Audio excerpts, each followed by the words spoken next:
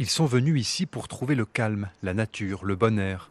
Quand leur enfant a déclenché un cancer, leur regard sur cet environnement a changé. Charlène a découvert la maladie de sa fille de 5 ans par hasard, à la suite d'une prise de sang.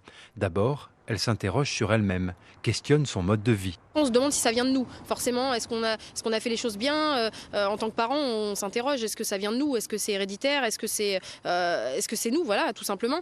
Charlène rencontre ensuite d'autres mères d'enfants malades quand elle emmène sa fille dans le service d'oncologie pédiatrique du CHU de Rouen. Elle découvre alors avec stupéfaction que nombre d'entre elles habitent des communes voisines à la sienne.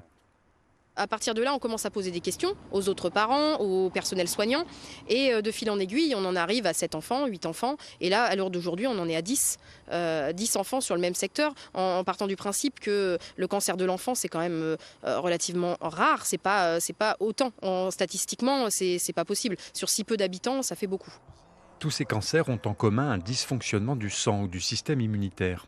Ils touchent depuis un an des enfants de 5 à 11 ans qui vivent ou sont gardés sur les communes d'Igoville, Pont-de-l'Arche et Gouy. Leurs parents attendent aujourd'hui des réponses. Derrière moi, il y a pas mal de champs, mais il y a aussi des entreprises. Il y a une grosse papeterie qui est juste là-bas. Et puis de l'autre côté, on a une entreprise de microbiologie vétérinaire. Et donc c'est pareil, on ne sait pas exactement ce qu'ils font dans ces entreprises. Et ça peut peut-être être une des causes de ces maladies infantiles. Pourquoi pas certains polluants dans l'air, dans la terre ou dans les eaux. On est quand même entouré de champs.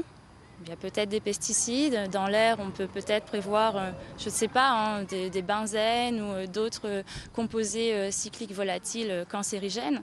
Organisme dépendant du ministère de la Santé, Santé publique France nous dit avoir lancé une étude épidémiologique afin d'obtenir des informations cliniques et géographiques sur chacun des enfants malades et explique.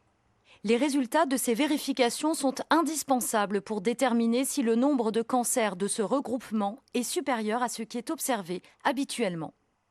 L'étude prendra plusieurs mois. Aujourd'hui, certains enfants sont en rémission, d'autres entrent en chimiothérapie pour de longs mois. Leurs parents savent déjà qu'il sera très difficile d'identifier les liens entre leur environnement et le cancer de leur enfant.